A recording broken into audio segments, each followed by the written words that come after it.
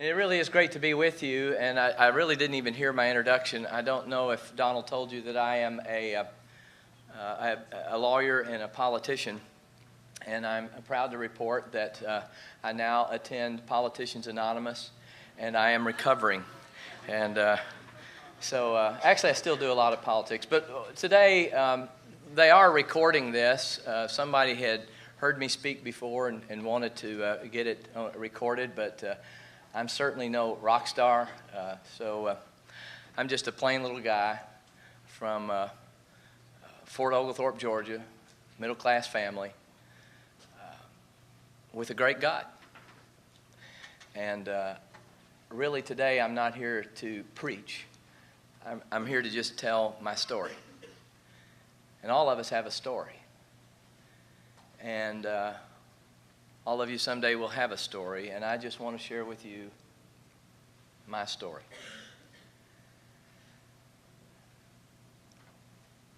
In 2006, I was in Colorado Springs, Colorado.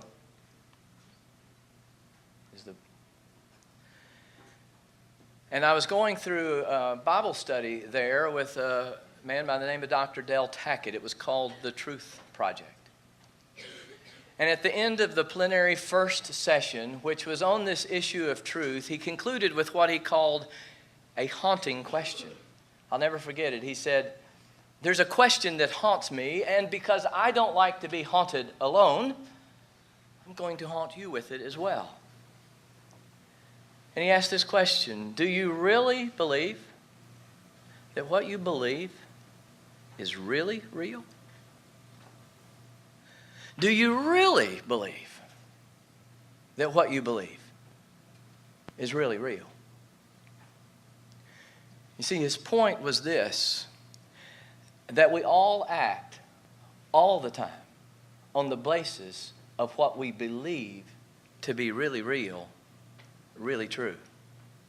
Not what we say we believe is true, not what we say we believe is real, but what we really believe is really real.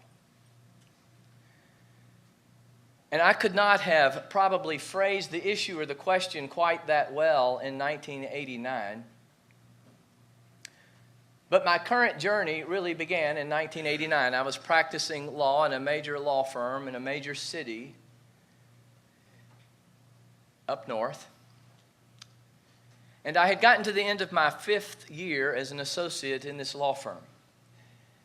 I don't know if any of you have family that have been in the practice of law, but there's a certain point at which you're either made partner or you're let go. And in this firm, it was at the end of the 6th year. So this was the big review by which I would know if at the end of the following year I would be made partner and live on Easy Street or would be let go to find my way in some other direction.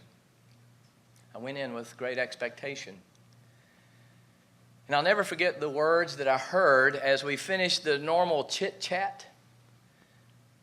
They said, "David, we want you to know that there's a concern among some of the partners that your commitment to your religion and your family could interfere with your commitment to the practice of law, to the firm. And we want you to know so that maybe over the next year you can address that concern. But if you feel like other arrangements might be more appropriate for you, we're happy to discuss other alternatives." I remember going back to my office. My wife was waiting. She knew when I would get out of my meeting. She picked up the phone and she said, "How did it go?" And to be honest, for the first time in my life, I just began to sob. A wife, a 2-year-old, and I was being rejected for the things that I thought I really believed. And in the days that followed, as I began to think, how do I respond to this offer of the story of Shadrach, Meshach, and Abednego? And to be honest, I began to consider the possibility that I was in a position not unlike them. You see, they had been faced with the image of the king that they were to bow down to, and I had been confronted with the image of a big city, successful law firm and law practice. And the question was, would I bow down? And I loved what those young men said. If it be so, O king, our God is able to deliver us. But even if he does not, know this, we will not bow down and serve your gods. In essence, what they said was we really know in whom we believe. And God was, in essence, asking me the same question that just a few years ago Dale Tackett asked me. David, do you really believe what you've said all your life you believe is really real? Is what this book of Scripture says about me really true, really real, such that you can place your life, your family, and your future in my hands, though you know not where it would lead? And will you serve me? Or will you serve the practice of law? I would say to you young people, every day you're probably provided an image of something which your culture calls you to bow down to.